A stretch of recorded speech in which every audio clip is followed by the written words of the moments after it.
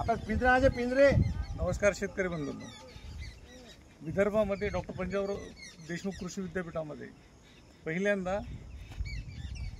फणसाची लागवड 300 झाडांची लागवड जवळपास 2.5 हेक्टरवरती करण्यात येत आहे.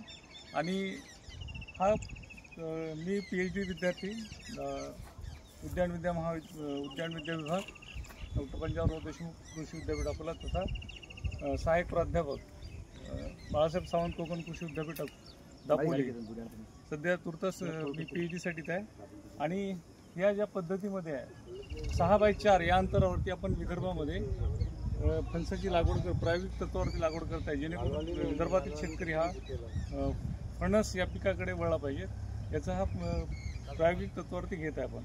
आता या बेडची लांबी या 2 झाडांमधील अंतर आहे 6 मीटर आणि बेडची उंची आहे 50 सेंटीमीटर. बेडची रुंदी खालच्या भागातली 3 फूट आहे आणि वरच्या भागातली 2 फूट आहे.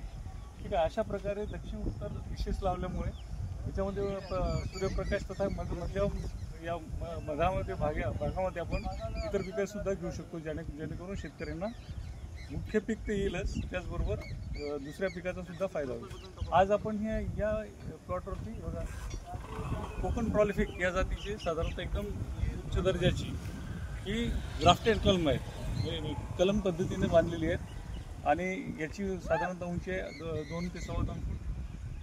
बुंदा चांगला आहे. आता प्रत्येक या बांधावरती आपण 6x4 या पद्धतीने त्याची लागवड करणार आहोत.